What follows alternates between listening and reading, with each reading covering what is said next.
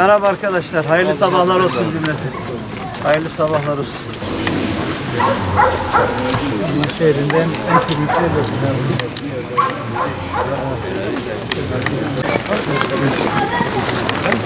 Diğer elle yıkacağımız binalar hangi tarafta arkadaşlar?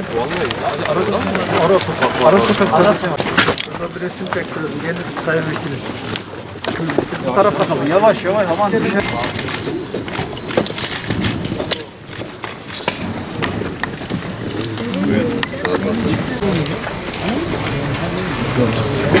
Sen buraya gitmiş. Gel abi.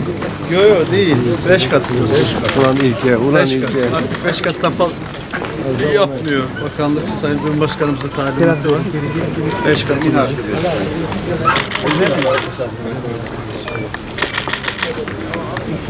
Çevre Şehircilik ve İklim Değişikliği Bakanlığımız, Büyükşehir Belediyemiz, Bağlar Belediyemiz, yine Çevre Bakanlığımıza bağlı GEDAŞ firması ortak bir çalışma başlattık arkadaşlar. Öncelikle bölgede, bu bölge üzerinde kentsel dönüşüm yaptığımız ilk faz bu arkadaşlar.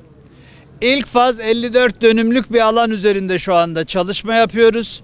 Bu bölgede öncelikle hak sahiplerinin tespiti için bir çalışma yapıldı. Bölgede kaç bina var, kaç hak sahibiyle muhatap olacağız? Bölgede 375 bina, 1365 hak sahibi tespiti yapıldı arkadaşlar.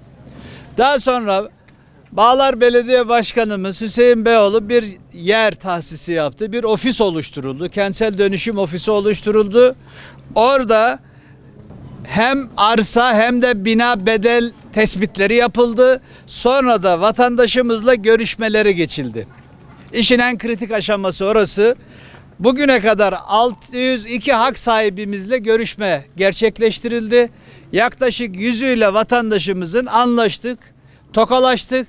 Ama bugün tapu devrini gerçekleştirdiğimiz, ödemelerini yaptığımız 8 binamızı yıkarak bölgede fiilen kentsel dönüşümü başlatmış oluyoruz arkadaşlar. Bu arada Çevre Şehircilik Bakanlığımız bölgedeki yeni kentsel tasarımı da az önce panoda görmüş olduğunuz yeni kentsel tasarımı da tamamladı. TOKİ'ye teslim etti. İnşallah biz alanı boşaltır boşaltmaz vatandaşımızla anlaşmaya varıp vatandaşımıza ya yeni konut veya istediğinde bedelini ödeyerek, arkadaşlar biz yerinde dönüşüm yapıyoruz. Vatandaş kendi mahallesinde kalmak istiyorsa burada üreteceğimiz yeni konutlardan da alabiliyor. Hayır, ben bedelini almak istiyorum, kamulaştırma bedelimi istiyorum diyorsa vatandaşa bedelini veriyoruz, helalleşiyoruz. Tapu kamuya geçmiş oluyor. İki modelimiz var. İşte bugün her şey tamamlanan, tapu devirleri yapılan 8 binamızı yıkacağız. Değerli arkadaşlar, gelirken siz de gördünüz. Üzerinde bulunduğumuz bölge maalesef Diyarbakır'da imarı olmadan, mühendislik hizmeti alınmadan vatandaşın kendi kendine oluşturduğu, sokağa caddesi olmayan, itfaiyenin giremediği, ambulansın giremediği, vatandaşımızın mal, can ve sağlığını koruyamadığımız bir yapısı var. İnşallah buraya yapacağımız yeni mahalleyle gerçekten insani koşulları yükselmiş, parkıyla, bahçesiyle, sosyal donatısıyla, evlerinin kalitesiyle burada yeni bir cazibe merkezi oluşacak inşallah. Burası Diyarbakır'ın en merkezi mahallelerinden bir tanesi. 4 yol hemen yanı başımızda.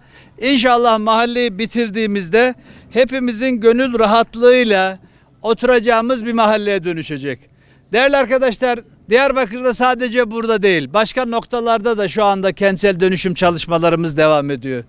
Biliyorsunuz Fiskaya bölgesinde, Dicle ve Ferit Köşk mahallelerimizde de şu anda vatandaşlarla anlaşma süreçlerimiz devam ediyor. Orada da ödemelerimiz var. Yine Benüsem mahallesinde daha önce 4 etap olarak surların etrafını açmıştık. Şimdi 5. etapa başladık. Orada da yine kentsel dönüşüm, kamulaştırma çalışmalarımız devam ediyor. Bölgede yaşayan vatandaşımıza çok teşekkür ediyorum. Bize destek veriyorlar, yardımcı oluyorlar. Biz kesinlikle vatandaşımızı mağdur etmeyeceğiz. Vatandaşımız da bize güvensin, bize destek versin.